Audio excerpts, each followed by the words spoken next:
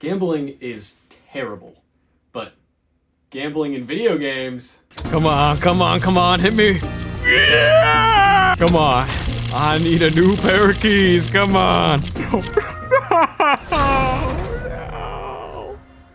Why mortgage? Ever since the mid-2010s, a lot of video game companies thought about how they could make even more money. And that's where they came to the conclusion of online slot machines. Except instead of winning money, you lose everything and gain in-game items, cosmetics, characters, etc. So instead of making these in-game rewards single purchases where you know what you're gonna get, you instead get a chance at what you really want, forcing you to purchase even more spins on their slot machines. The worst thing about this is that it's not only marketed to adults, but also kids. Oh man, a new FIFA game came out with my favorite football players. I wonder what I could do in it. All right, second pack of the year, let's go. Striker, Spain, La Liga, center, Gary Moreno, bro. What is this, bro? Why did I expect anything else? It's gotta be like rated M, right? You fucking kidding me? What this is a pipeline into a dark road of addiction that these companies want to start early for you to continue to do so later in life. But it doesn't have to be this way. You can have a game that's centered around gambling and RNG and it be perfect and not harmful. In fact, this already exists.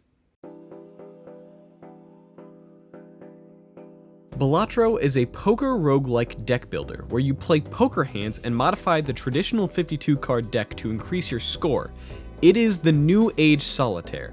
You know why I haven't made any videos? Because I've been stuck playing this game. It's so addicting and satisfying with so many different choices that make each run feel unique.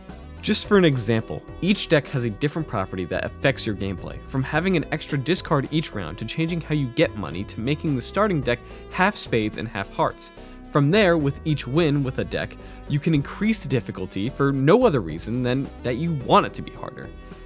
Of course, beating it at an increased difficulty will unlock other decks for you to use, but you're only going to do it if you like the core gameplay loop to begin with. It starts off almost like a normal game of poker, except you get to play 4 hands in order to reach a base score. From there, you get to go to the shop and change the way you get your maximum amount of score you can with the Joker cards. Each one is tailored to a specific type of playstyle, which you will then have to adopt. For example, the pair of jeans will increase your multiplier whenever you play hands of 2 pair. Now, obviously 2 pair isn't the best hand in poker, but in Balatro, you can make any hand the best hand if you build for it. You can then pair that pair of jeans with a clever joker that increases the amount of chips you get for just playing 2 pair.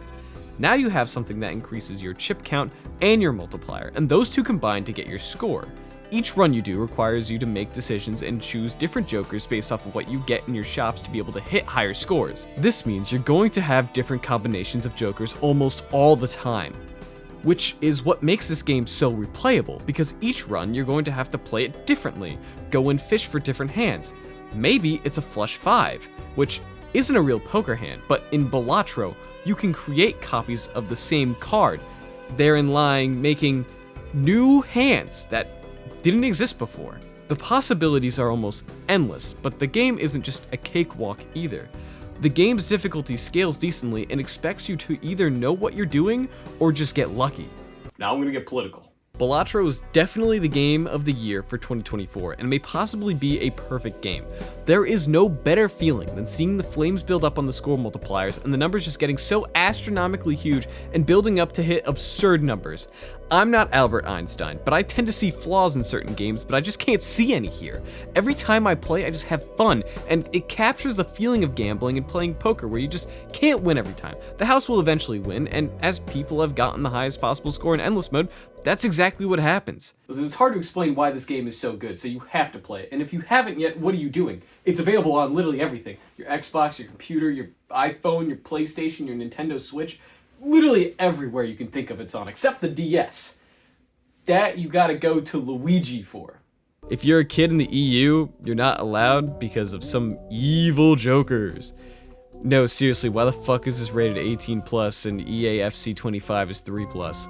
Now, if you'll excuse me, I gotta make big money moves and invest in some cryptocurrencies like I don't know if you've heard of it. You might be too poor. Hawk Tua coin.